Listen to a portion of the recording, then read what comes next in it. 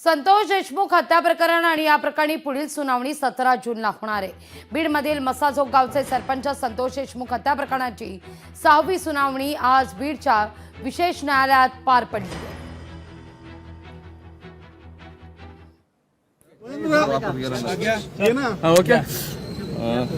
आज युक्तिवाद सुरू असताना तुम्ही देखील न्यायालयात तिथं होता। डिस्चार्ज ऍप्लिकेशनवर आता 17 तारखेला सुनावणी होते। काय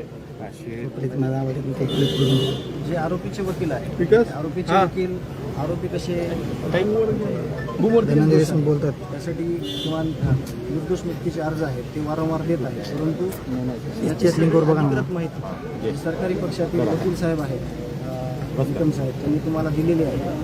आम्ही येतोय, आम्हाला शेवटपर्यंत न्यायाच्या भूमिकेत आम्ही असणार आहोत। वैभवी कुटुंब सगळं गाव सगळे लोक या न्यायाच्या प्रक्रियेत आहेत। आम्ही न्याय घेतल्याशिवाय थांबणार नाहीत। आम्हाला न्याय पाहिजे आणि जे झालेला अन्याय आहे त्याला नियती कधीच माफ करणार नाही। नियती ही सगळ्यांना शिक्षा देणार आहे। आम्ही जे काही न्यायप्रविष्ट प्रकरण झालेलं आहे हे सगळं आणि जे काही निकम साहेब तुम्हाला जे काही सगळी तिथली वस्तुनिष्ठता सांगत आहे त्यावर आम्ही खूप कमी बोलत आहोत।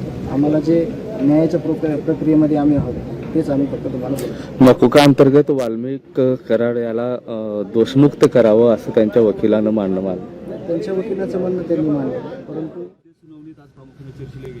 आरोपी वाल्मिक कराड याची सर्व स्थावर मिळकत चल आणि अचल हा जप्तीचा जो आम्ही सरकारतर्फे अर्ज दिला होता त्याला आज वाल्मिक कराडने न्यायालयात वकिलांच्या मार्फत उत्तर दिलेलं आहे। त्या अर्जाची चौकशी 17 तारखेला होईल आणि त्या अर्जावर त्याचा युक्तिवाद माझे सहकारी ॲडव्होकेट कोल्हे हे करतील।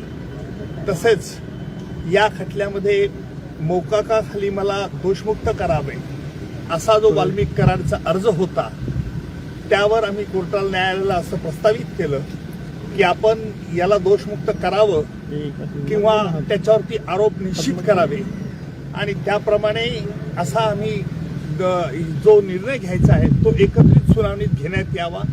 अर्थात त्यावरती न्यायालयाने आणि अर्थात बचाव पक्षांच्या वकिलांची हरकत असल्यामुळे बचाव पक्षांच्या तर्फे असं सांगण्यात आलं की प्रथम दोषमुक्तीतून त्याला मोकाखातून त्याला मुक्त करावं। या अर्जावरती चौकशी लोकशाही मराठी ऐका, पहा, जागरूक रहा।